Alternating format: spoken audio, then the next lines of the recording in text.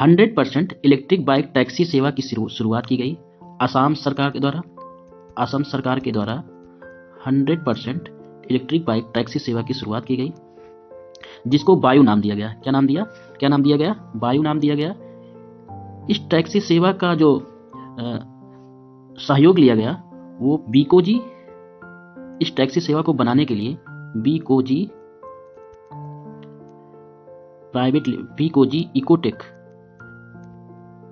Ecotech private limited, Becozy Ecotech private limited company से सहयोग लिया गया इस इलेक्ट्रिक टैक्सी सेवा को बनाने के लिए, तथा इसका उद्घाटन किया गया था परिवहन मंत्री परिमल शुक्ला के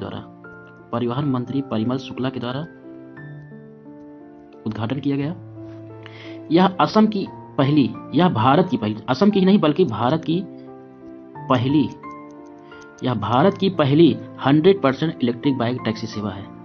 यह भारत की पहली 100% इलेक्ट्रिक बाइक टैक्सी सेवा है, जिसको असम सरकार द्वारा लॉन्च किया गया और बीकोजी इकोटेक प्राइवेट लिमिटेड के सहयोग से इसको बनाया गया और परिवहन मंत्री परिमल शुक्ला के द्वारा इसका उद्घाटन किया गया।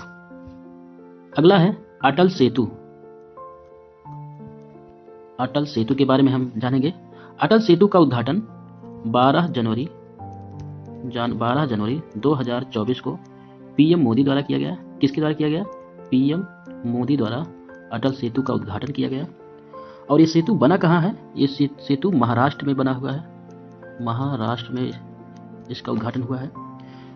लगभग 17,840 करोड़ की लागत से इस सेतु का निर्माण हुआ और इस सेतु को अब अटल बिहारी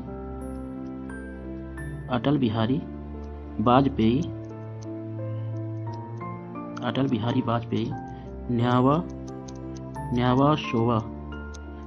शोवा सेतु के नाम से जाना जाता है। अटल सेतु की जो कुल लंबाई है 21.8 किलोमीटर है। अटल सेतु की कुल लंबाई 21.8 किलोमीटर है, जिसमें से समुद्र में इसकी लंबाई कितनी है? समुद्र में इसकी लंबाई है 16.5 किलोमीटर। समुद्र में 16.5 किलोमीटर तथा जमीन पर इसकी लंबाई है 5.5 किलोमीटर। एक बार फिर से देखते हैं। अटल सेतु का उद्घाटन 12 जनवरी 2024 को पीएम मोदी के द्वारा किया गया। महाराष्ट्र में इसका निर्माण हुआ है अटल सेतु का। इसे अब अटल बिहारी वाजपेयी न्यावा शोवा सेतु के नाम से जाना जाता है। इसकी कुल लंबाई 21.8 किलोमीटर है। समुद्र तट पर इसकी लंबाई 16.5 किलोमीटर तथा जमीन पर इसकी लंबाई 5.5 किलोमीटर है।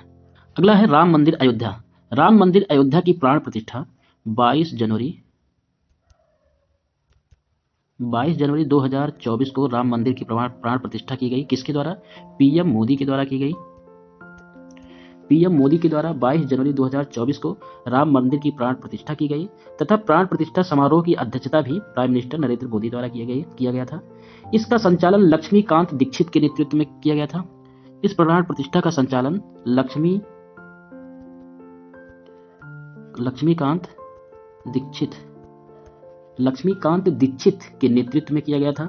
81 वर्षीय चंद्रकांत सोमपुरा और उनके 51 वर्षीय बेटे आशीष ने मंदिर वास्तुकला की नागर शैली में परिसर का डिजाइन किया गया था। यानी कि ये मंदिर जो है किस शैली में बना हुआ है? राम मंदिर नागर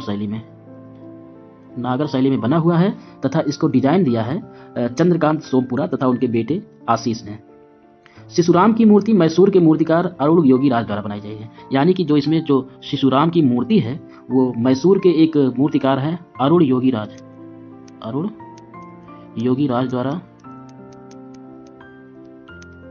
राज द्वारा शिशुराम की मूर्ति का निर्माण किया गया है तथा राजस्थान के बांसी पहाड़पुर से निकाले गए बलुआ पत्थर का इस्तेमाल इसमें किया गया है। कहाँ से?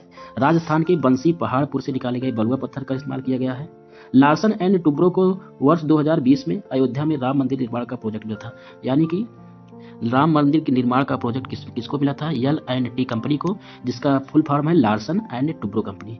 इसको वर्ष 2020 में राम मंदिर के निर्माण का प्रोजेक्ट इसको मिला था। उड़िया वैज्ञानिक सरोज कुमार पाणिग्रही के नेतृत्व में सेंट्रल बिल्डिंग रिसर्च इंस्टीट्यूट की एक टीम द्वारा राम नवमी उत्सव के अवसर पर भगवान राम की मूर्ति के माथे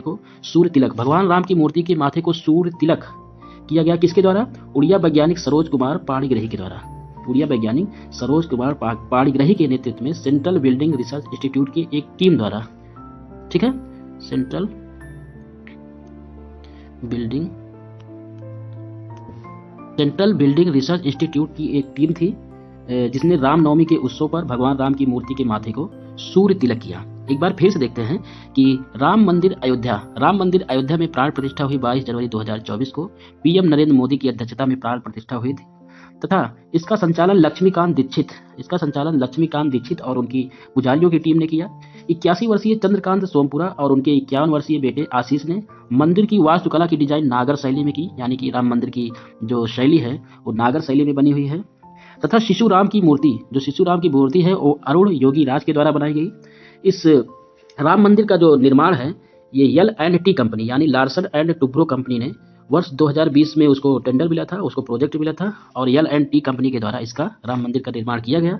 तत्पश्चात उड़िया वैज्ञानिक सरोज कुमार पाणिग्रही के नेतृत्व में सेंट्रल बिल्डिंग रिसर्च इंस्टीट्यूट की एक टीम द्वारा रामनवमी के उत्सव के अवसर पर भगवान राम की मूर्ति के माथे को सूर्य तिलक किया गया। ठीक है, अगला है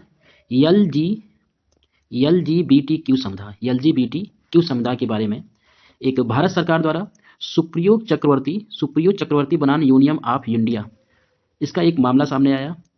इसके लिए केंद्रीय गृह सचिव राजीव गौबा की अध्यक्षता में एक समिति का गठन किया गया तथा इसके संयोजक के रूप में सामाजिक न्याय और अधिकारिता के सचिव जो थे वो सौरभ गर्ग शामिल थे।